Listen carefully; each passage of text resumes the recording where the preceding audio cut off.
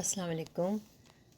مجھے یہ بتاتے ہوئے بہت افسوس ہو رہا ہے کہ کراچی میں ہمارے سینئر اینکر پرسن اقرار الحسن، جو پچھلے کئی سالوں سے سر عام نام کا ایک پروگرام ہمارے سامنے پیش کر رہے ہیں، اور جس میں وہ اپنی بڑی جواں مردی سے بڑے بڑے کارنامے دکھاتے ہیں اور بڑے بڑے مجرموں کو پکڑتے ہیں اور قانون کے حوالے کرتے ہیں۔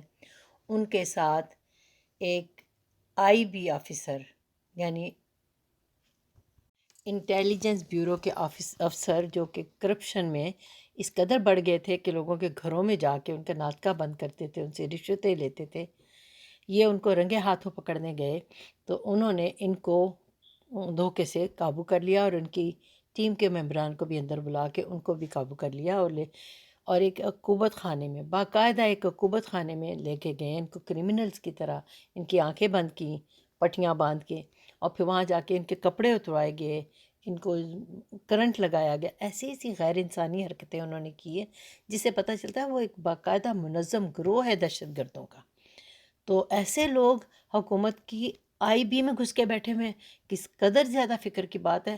ان کو تو سپرے کر کے مار دینا چاہیے جیسے کیڑے مکوڑے مارتے ہیں، اس قدر خطرناک لوگ ہیں یہ۔ سلام کرتی ہوں اقرار الحسن کو کہ اتنی بہادری دکھاتے ہیں، اپنے بچوں کی فکر نہیں کرتے، اپنی جان کی فکر نہیں کرتے۔ اللہ تعالیٰ ہمیشہ ان کی حفاظت کرے، اس طرح کے سپوت پاکستان کو دے جو پاکستان کو اس طرح کے بہیمانہ وحشیانہ قسم کے انسانوں سے پاک کرے۔ مجھ سے تو آج حیرت کے مارے بات نہیں ہو رہی کہ لوگ اس قدر نڈر ہو گئے۔ نام ان کے دیکھو، یہ 4 لوگوں کے نام انہوں نے دیے ہیں، جن میں کہہ تو 5 رہے ہیں مگر 5واں نام نہیں ہے۔ ایک کا نام جو ہے محبوب علی ہے، دوسرا کا انعام علی، تیسرا رجب علی، اور خاور وغیرہ۔ اب دیکھیں ان کو اپنے ناموں کے بھی شرم نہیں ہے، نام کیسے ہیں اور کام کیسے ہیں۔ ٹھیک ہے، انسان کو رزق کمانے کے لیے دنیا میں محنت کرنی پڑتی ہے، دماغ لگانا پڑتا ہے۔ آپ دماغ لڑائیں، اللہ سے دعا کریں نہ۔ آپ مسلمان ہیں، اس قدر گھناؤنے کاموں میں کیوں پڑ گئے ہیں کہ آپ کی مائیں بہنیں آپ کو روکتی نہیں کہ آپ یہ کیا کر رہے ہیں؟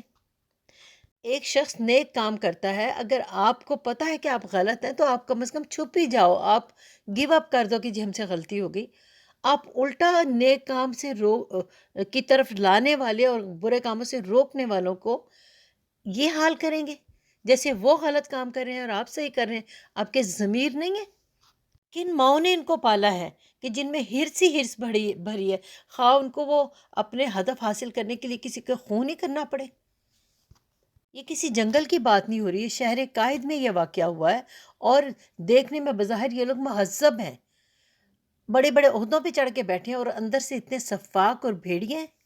ان کو خدا کا خوف نہیں ہے۔ اقرار الحسن ایک فیملی مین ہے، وہ کوئی اس طرح کا نہیں ہے کہ وہ دیکھنے میں بھی ایک سادہ سا انسان ہے۔ اگر وہ کمانا چاہے تو دوسرے طریقوں سے کما سکتا ہے، لیکن ہر کسی کا ایک پیشن ہوتا ہے، وہ اپنے معاشرے کو اس طرح کی بدعنوانیوں سے پاک کرنا چاہتا ہے، کئیوں کی مدد کرتا ہے، بچھڑے ہوئوں کو ملاتا ہے، ہر طرح کے لوگ اس سے آ کے مدد مانگتے ہیں، اور وہ کرتا ہے جہاں تک وہ کر سکتا ہے۔ ایسے انسان کے ساتھ آپ ایسا سلوک کر کے ایک بھلائی کا باب بند کر دینا چاہتے ہیں؟ آئی وش کہ یہ لوگ مجھے سن سکتے ہوں کہ تم لوگوں کو پہ خدا کی مار ہو، کیونکہ میں اس وقت دعا نہیں دے سکتی تمہیں۔ تم جیسے لوگوں کو تو پیدا ہی نہیں ہونا چاہیے کہ پاکستان میں رہتے ہوئے آپ لوگ پاکستانیوں کے لیے، اپنے ہم وطنوں کے لیے اتنی مشکلیں کھڑی کرتے ہو۔ ایک شخص نیک کام کر رہا ہے، آپ اس کی مدد نہیں کر سکتے تو اس کو روکے بھی نہ۔ اگر آپ پہ اس نے حملہ کر ہی دیا ہے یا آپ کو اس نے فوکس کر ہی لیا ہے تو چپ کر جائیں۔ آپ دوہرے عذاب کے مستحق ہیں۔ آپ نے اس کو، ایک نیک انسان کو ایسے مارا ہے، آپ خدا کو کیا جواب دیں گے؟ مرنا تو ہے نا۔ اقرار الحسن صاحب اور دوسرے پروگراموں میں یہ فرق ہے کہ یہ کوشش کرتے ہیں کہ اس کا حل ہو، اور جو انہوں نے جس چیز کی نشاندہی کی ہے اس کو بند کروایا جائے، اور کئی دفتر، کئی فیکٹریاں جو کہ مضر صحت کھانے بناتی تھیں، غذائیں بناتی تھیں، تیل بناتی تھیں، ان کو بند کروایا ہے۔ مجھے ان کے پروگرام میں ایک چاہتی تھی کہ میں ان کو صلاح دوں کہ آپ یہ جو کرواتے ہیں تو ان کو کوئی متبادل کام کہیں کسی اور این جی او سے مل کے ان کو کوئی اچھا کام شروع کروا دیا کریں، تاکہ ان کا روزی روٹی کا ایک طریقہ جگہ بند ہوئی ہے تو ان کی دوسری جگہ شروع ہو جائے۔ اور یہ میں ان کو کہنا چاہتی تھی، ہو سکتا ہے اس پروگرام کے توسط سے ان تک کہ میری بات پہنچ جائے۔ باقی کے پروگرام جو آتے ہیں جس میں وہ جرم اور اس سے پردے اٹھاتے ہیں، اصل میں وہ جرم اور اس کو جرم کو اور بدعنوانیوں کی ترویج کرنے والے ہو جاتے ہیں، کیونکہ اس میں ان کا کوئی دکھاتے نہیں کہ حل کیا ہونا چاہیے، کیا ہوگا، یا ان لوگوں کو کوئی پکڑ ہوگی، کوئی سزا ہوگی۔ ہونا یہ چاہیے کہ دکھایا جائے کہ ان لوگوں کو سزا ملی ہے۔ جب تک آپ سزا نہیں دکھائیں گے اس وقت تک اصلاح نہیں ہوتی۔ اب یہ جو 5 پکڑے گئے ہیں، حکومت کو چاہیے کہ ان کو عبرتناک سزا دے، کہ یہ دوسرے لوگوں ان کو دیکھ کے تھر تھر کانپے، جو اس طرح کے ارادے رکھتے ہیں کہ ہمارے ساتھ بھی یہی ہوگا۔ یقین کریں بعض جگہوں پہ گھی سیدھی انگلی سے نہیں نکلتا، حکومت کو ان کے لیے سخت ہونا پڑے گا۔ لیکن حکومت کیسے سخت ہو؟ حکومت میں سارے زیادہ تر ایسے لوگ بیٹھے ہیں جو ایک مجرم دوسرے مجرم کو چھپاتا ہے، اس کی مدد کرتا ہے، اور جو اس کے خلاف بولتا ہے یا جو عوام کو بچانے کے لیے آگے آتا ہے اس کا یہ حشر کرتے ہیں، خون میں تر بتر کر کے بٹھا دیتے ہیں۔ ان کی گردن کے پیچھے 8 ٹانکے آئے ہیں، ان کا کندھا اتر گیا ہے، ان کا قصور کیا ہے؟